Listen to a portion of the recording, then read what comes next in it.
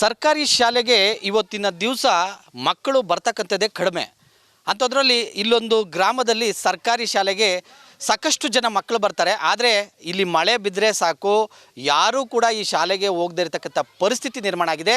ಇಂಥದ್ದೊಂದು ಶಾಲೆ ಇರುವಂಥದ್ದು ಬೆಂಗಳೂರು ಗ್ರಾಮಾಂತರ ಜಿಲ್ಲೆ ದೊಡ್ಡಬಳ್ಳಾಪುರ ತಾಲೂಕಿನ ಕಾನೆ ಹೊಸಳ್ಳಿ ಅಂತಕ್ಕಂಥದ್ದು. ನಾನು ದೃಶ್ಯಗಳಲ್ಲಿ ನಿಮಗೆ ತೋರಿಸ್ತಾ ಹೋಗ್ತೇನೆ. ಇದು ಸರ್ಕಾರಿ ಕಿರಿಯ ಪ್ರಾಥಮಿಕ ಪಾಠಶಾಲೆ. ಈ ಆವರಣ ಏನಿದೆ ಇದರ ಪಕ್ಕದಲ್ಲೇ ಬರ್ತಕ್ಕಂಥ ಚರಂಡಿ ವ್ಯವಸ್ಥೆ ನಾವು ನೋಡ್ಬೋದು. ನೀರು ಹೋಗ್ಲಿಕ್ಕೂ ಕೂಡ ಇಲ್ಲಿ ಮುಂದೆ ಸರಾಗವಾಗಿ ಹೋಗ್ಲಿಕ್ಕೂ ಕೂಡ ಇಲ್ಲಿ ಜಾಗ ಇಲ್ಲ. ಸಾಕಷ್ಟು ಬಾರಿ ಶಾಲೆಯ ಆಡಳಿತ ಅಂದರೆ ಶಾಲೆಯ ಶಿಕ್ಷಕರು ಇದನ್ನು ಸರಿಪಡಿಸುವಂತೆ ಸ್ಥಳೀಯ ಗ್ರಾಮ ಪಂಚಾಯಿತಿಗೆ ಮನವಿ ಕೂಡ ಮಾಡಿಕೊಂಡಿದೆ.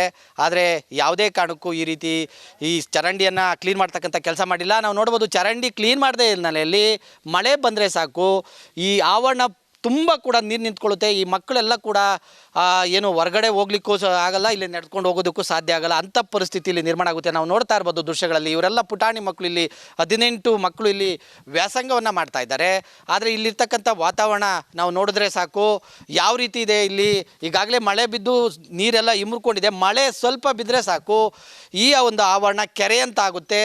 ಮಕ್ಕಳೆಲ್ಲ ಕೂಡ ಯಾವಾಗ ನಾವು ಜಾರಿ ಬೀಳ್ತೀವಿ ಅನ್ನೋಂತಕ್ಕಂಥ ಆತಂಕದಲ್ಲಿ ಕಳೀತಾ ಇದ್ದಾರೆ. ಇದಕ್ಕೆಲ್ಲ ಕಾರಣ ಆಗಿರ್ತಕ್ಕಂಥದ್ದು ಶಾಲೆಯ ಪಕ್ಕದಲ್ಲಿರ್ತಕ್ಕಂಥ ಒಂದು ಚರಂಡಿಯನ್ನು ಕ್ಲೀನ್ ಮಾಡಿ ಸರಾಗವಾಗಿ ನೀರು ಹರಿಲಿಕ್ಕೆ ಸಾಧ್ಯ ಆಗದೆ ಇರತಕ್ಕಂಥದ್ದು ಇಲ್ಲಿ ಕಾಣ ಸಿಗ್ತಾ ಇದೆ. ನಾವು ಜೊತೆಗೆ ಈ ಭಾಗದಲ್ಲಿ ಕೂಡ ನೋಡ್ಬೋದು, ಇಷ್ಟು ಮಕ್ಕಳು ಇರ್ತಕ್ಕಂಥ ಶಾಲೆಗೆ ಒಂದೇ ಒಂದು ಟಾಯ್ಲೆಟ್ ಕೂಡ ಇಲ್ವಂತೆ.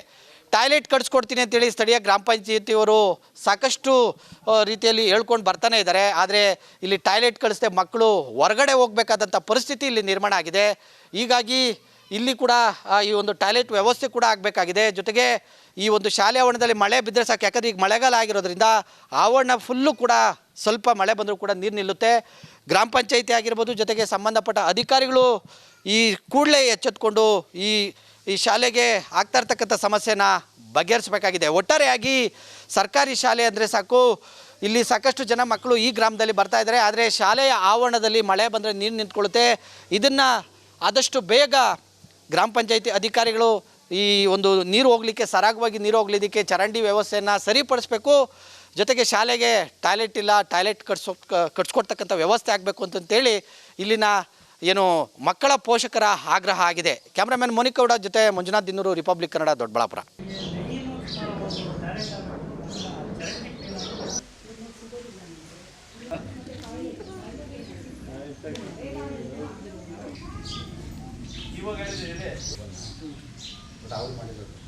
ಚರಂಡಿ ಎಲ್ಲ ತುಂಬ್ಕೊಂಡೈತೆ, ಟಾಯ್ಲೆಟ್ ಇದು ಮಾಡಿಲ್ಲ ಸರ್.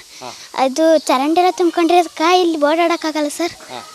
ಮಳೆ ನೀರೆಲ್ಲ ಬೀಳ್ತದೆ ಸರ್, ಒಳಗಡೆಗೆಲ್ಲ ನೀರು ತುಂಬ್ಕೊಂತವೆ ಸರ್, ಓಡಾಡೋಕ್ಕಾಗಲ್ಲ. ಅವ್ರು ಬೀಳ್ತಾ ಇರ್ತಾರೆ ಸರ್.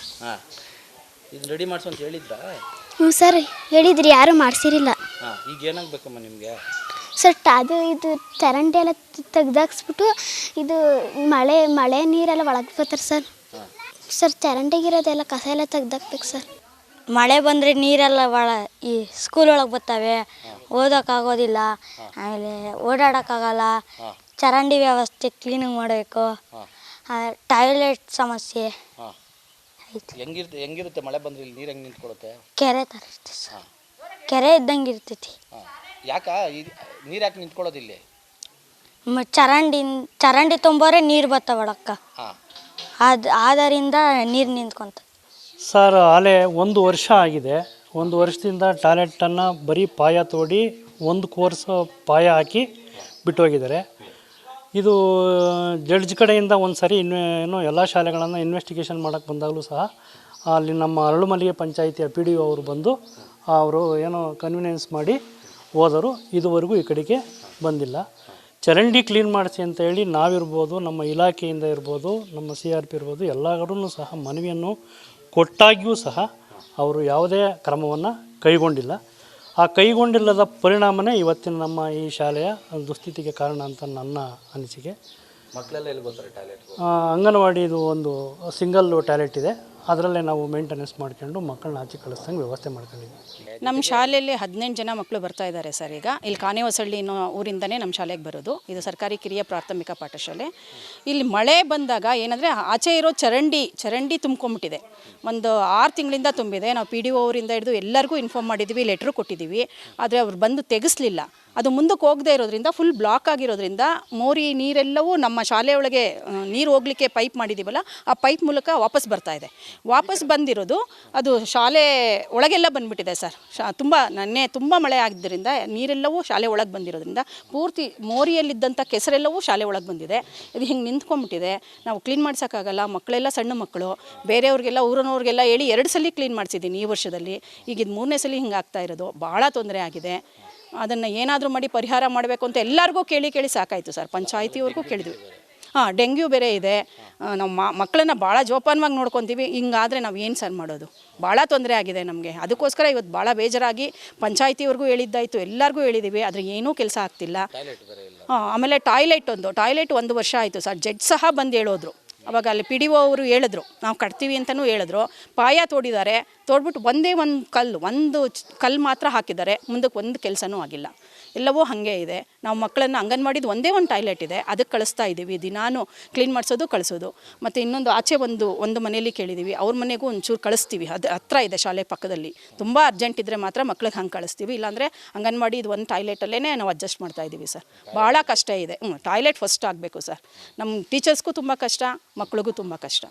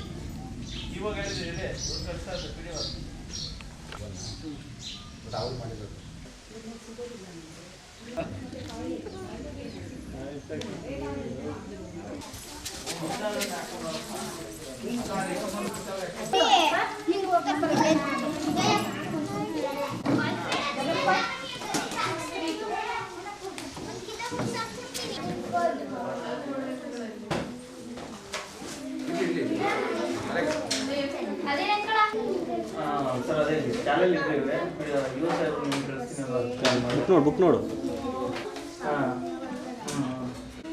ಸರಿ ಸರ್, ಎಷ್ಟೊತ್ತಾಗೋದು? ವೆಯ್ಟ್ ಮಾಡ್ತಾ ಇದ್ದೀವಿ.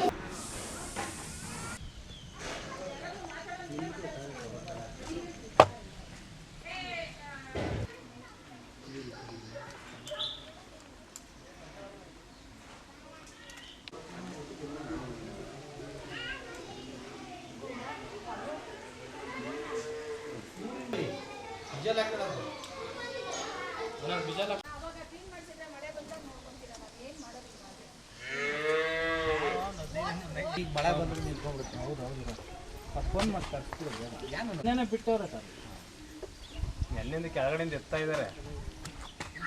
ಪಾಪ ಒಬ್ಬರೇ ಅಲ್ಲ, ಒಂದಿಬ್ಬರು ಸಿಕ್ಕಿದ್ರೆ ಬೇಗ ಎತ್ತಾಕ್ಬಿಡ್ತೀವಿ. ತಂದು JCB ಎಲ್ಲ ಹೋಗಲ್ಲ ಅಲ್ವ, ಅದಾಗ ನೀರು ನಿಂತ ಸ್ವಾಮಿ. ಈ ನೀರು ಹೋಗಿರ ಇದೆಲ್ಲ ಚರಂಡಿ ಇನ್ನೊಬ್ಬರು ಯಾರೋ ಹೇಳಿದ್ದೀನಿ, ನಾಳೆ ಗೊತ್ತಾ ಸಿಕ್ಕಿದ್ದು ನೆನ್ನೆ ಸಿಕ್ಕವ್ರೆ. ಎಷ್ಟಾಗಿ ನಾವು